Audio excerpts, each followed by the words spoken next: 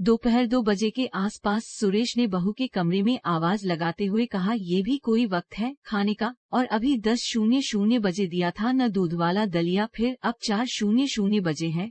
जो रोटी सब्जी बनाई थी खत्म हो गई है और आपको कोई काम तो है नहीं सिवाय खाना खाने के दो ही है, या कोई फैक्ट्री जो आपके लिए 24 घंटे चलती रहेगी? जाइए, शाम को देखेंगे, अभी मेरा फेवरेट सीरियल आ रहा है। कहते हुए बहू ने नजरें फिर से टीवी पर टिका दी। सुरेश चुपचाप वहां से अपने कमरे की ओर बढ़ गए।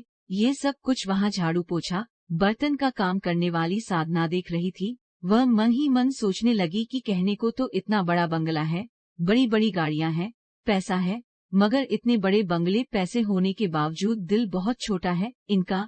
घर के पिता ससुरजी की सेवा नहीं कर सकते, कम से कम उन्हें भूखे पेट तो मत रखो। काश अगर मेरे ससुरजी होते तो मैं पिता की तरह उनकी सेवा करती। काम करते करते अचानक उसे याद आया, न जाने कितने फल और बादाम काजू डाइनिंग टेबल पर पड़े पड़े सड़ते रहते हैं और अधिकतर बासी होने पर फेंक दिए जाते हैं। घर के बच्चे उन्हें देखते तक नहीं, क्योंकि उन्हें फ्रेश चीजें खाने का शौक है। और आजकल क्या कहते हैं, हाँ, जंक फूड, वह तो उन चीजों के शौकीन है। ये फल देखकर वह अनदेखा कर देते हैं। साहब, मालकिन को जहाँ अपने काम और किटी पार्टी से फुर्सत नहीं है तो वह क्या खाएंगे और क्या देखेंगे बच्चे बेचारे। बुजुर्ग दादाजी तो उनका मुंह तक बिना दांतों की बसती है, उनकी दाल तो खिचड़ी दलिए से ही गल जाती है, तो वह क्या खाएंगे, फल और मेवे। तभी कुछ सोचते हुए साधना का चेहरा खिल उठा।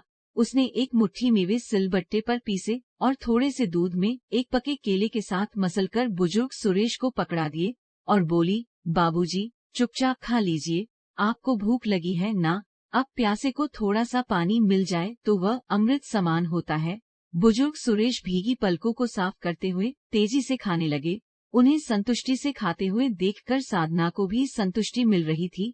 ऐसे में ये रोज का नियम हो गया। साधना रोज ऐसे गरिष्ठ व्यंजन दोपहर में टीवी से चिपके बहू से नजर बचाकर बुजुर्ग सुरेश को दे देती।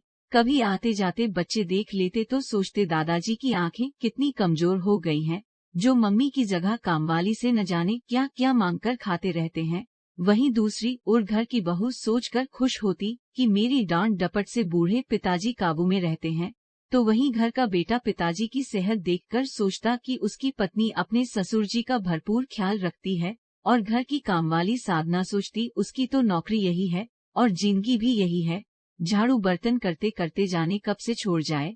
अपने ससुरजी की सेवा करने का सौभाग्य तो उसे मिला नहीं, तो क्यों न यहाँ घर के बुजुर्ग की सेवा करके कुछ पुण्य भी कर ले। सुरेश सोचते कि अब सोचना समझना क्या है, दिन ही तो काटने हैं, भूखे रहकर मरने से अच्छा आखिरी वक्त में जो सेवा और सम्मान दे रहा है, ले लो। और वे अक्सर साधना को आशीर्वाद देते हुए सोचते, अगले जन्म में भगवान मुझे अमीर बनाना चाहे मत बनाना, बस बेटी देना या बहू देना तो ऐसे सुलझे हुए संस्कारों वाली साधना जैसे देना।